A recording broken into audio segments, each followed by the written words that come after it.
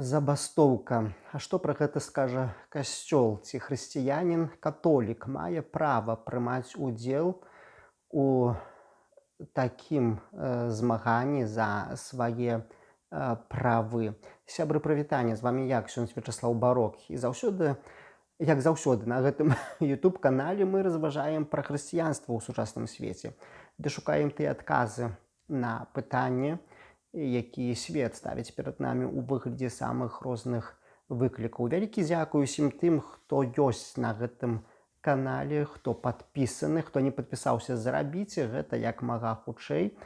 І вітаю таксама на канале новых спонсараў. Дзякуй вам за вашу фінансавую падтрымку. Хто хацеў бы далучыцца да гэтай добрай справы, ёсць такая магчымасць. Пераходзьце ў спонсарства і афармляйце таксама сваю дапамогу. Разам ствараем гэты контент у хрысціянскім духу. Ведаеце, сёння мова пойдзе пра забастоўку. Пакуль уцікаючых у нашай краіне эмігрантаў з краіны ёсць значна больш, чым прыбываючых імігрантаў. Я ніколі не згаджуся з тым, што ў нас у Беларусі ўжо ўсё зроблена і нічога нельга больш зрабіць дзеля таго, каб палепшыць жыццё, каб проста не ўцікалі людзі з краіны. І той дысбаланс, які ёсць паміж эмігрантамі, выбываючымі, і імігрантамі, прыбываючымі, пакуль аж такі ёсць дысбаланс, то гэта ўсё сведчыць аб тым вялікім крызісе, які ёсць у нашай краіне. Можна называць яго як каму падабаецца, ці то грамадска-палітычны крызіс, ці яшчэ як, але ва ўсялякім выпадку гэтыя дадзеныя статыстычныя сведчаць пра крызіс і пра безладдзе, якое ў краіне ёсць. А таму важна задаваць пытанне, што можна зрабіць, каб палепшыць сітуацыю. І нічога дзіўнага, што ў такой сітуацыі ўсё часцей гучаць заклікі пра забастоўку, гучыць пытанне, ці гэта магчыма, ці гэта будзе запатрабавана, ці сапраўды працоўныя людзі адгукнуцца на гэтую прапанову і ці згадзяцца з гэтай прапановай. Гэта пытанне адкрытае.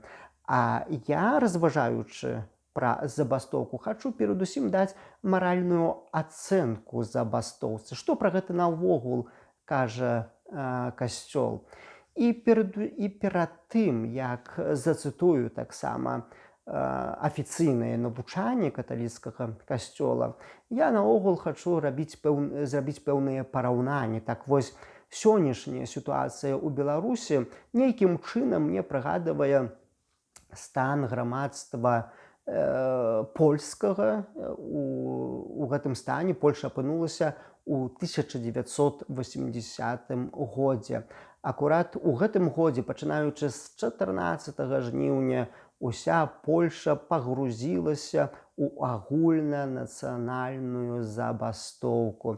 І вось тады, у той час, так бы мовіць, кіраўнік касцёла ў Польшы, кардынал Вышынскі, які нядаўна быў благаславёны, таксама ацэньваючы сітуацыю ў сваім духоўным дзённіку пісаў: «Сёння ўжо гаворка ідзе не пра кілбасу, але пра сацыяльныя і палітычныя патрабаванні». Кіраўнік касцёла бачыў, што калі бастуюць людзі, калі вось выказваюць такім чынам свае патрабаванні, што ўжо тут ёсць не толькі эканамічныя патрабаванні, тут штосьці большага. А ў іншым месцы таксама кардынал Вышынскі, гаворачы пра забастоўку, сказаў, што гэта не партыйныя гульні, не палітычныя гульні, але абуджэнне грамадскай свядомасці. Вось. І гэта ўсё сведчыць аб тым, што вось гэты феномен можна было ацэньваць пазітыўна, калі нараджаўся забастовачны рух тых працоўных калектываў, які вёў да забастоўкі. Разам з тым нельга сказаць адназначна, што касцёл у Польшы вітаў забастовачны рух. Дагэтуль выказванні біскупаў з таго часу ёсць тэмай дыскусійнай. Адбываюцца дыскусіі, ці яны падтрымоўвалі забастоўку, ці не падтрымоўвалі. Гэта сапраўды пытанне адкрытае, бо супярэчнасцяў ёсць шмат. У тым самым часе, калі ўжо забастоўка ў краіне была, калі кардынал Вышынскі аднойчы публічна прамаўляў перад сабраным народам Божым, ён не казаў пра забастоўку, а казаў пра тое, што усе працоўныя павінны мець пэўную адказнасць за сваю працу. Ведаеце, і вось такія выказванні яны ўзбуджалі пэўныя кантраверсіі і незразумення. Але нельга сказаць, што касцёл быў супраць забастоўкі. Калі абачліва вельмі выказваўся, то гэта таксама было зматывавана акурат тым, што кіраўнікі касцёла вельмі добра сабе ўсведамлялі, якая ёсць небяспека праз тое, што ёсць прысутная Масква у Польшы, яе інтарэсы прысутныя, і баяліся проста, што забастоўка можа быць тым акурат такім трыгерам, які прывядзе да большых беспарадкаў, а што горшае, баяліся уводу войскаў Савецкага Саюза. Гэтага крайне не хацелася. А і таму, калі да забастоўкі падыходзілі з пэўнай дыстанцыяй, асцярожнасцю, але адназначна польскі касцёл падтрымоўваў рух працоўных. Аб гэтым аднойчы і папа рымскі Ян Павел II пісаў да Вышынскага з просьбай, каб падтрымалі працоўных, і падтрымоўвалі працоўных акурат у тым, што падкрэслівалі, што працоўныя маюць права на незалежныя прафсаюзы. Гэта права фундаментальнае. На жаль, у Беларусі і гэтага права няма. Хіба што яшчэ не напісаў нам папа рымскі, як напішаць, можа тады хтосьці абдумаецца і скажа: да, сапраўды, патрэбна, каб яшчэ былі незалежныя прафсаюзы. Пакуль што яны ёсць намінальна, але ж настолькі іхная дзейнасць абмежаваная і правы, што можна казаць, што гэта зведзена да мінімума іхная дзейнасць.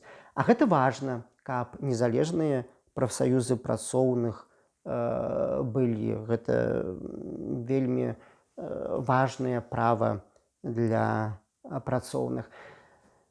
І немагчыма таксама, гаворачы пра касцёл у Польшы, не ўзгадаць тое, што хоць і асцярожна падыходзіў касцёл да забастовак, але разам з тым, калі патрэбна была апека духоўная, то гэта апека была.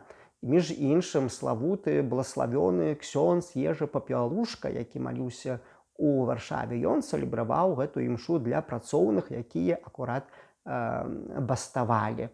Ведаеце, і гэта быў не адзіны выпадак. Такая імша для страйкуючых была шмат дзе. Славутая была ў Варшаве, у Гданьску таксама. І вось гэты вопыт касцёла, як у Польшы, так вопыт і іншых касцёлаў, ён ценны для нас, для Беларусі, для касцёла у Беларусі, для хрысціянаў у Беларусі. Бо дзякуючы гэтаму вопыту мы можам вучыцца і больш глыбока, больш правільна даць маральную ацэнку таксама і забастоўцы. Бо гэта важна адказаць, наколькі забастоўка ёсць маральным актам ці не.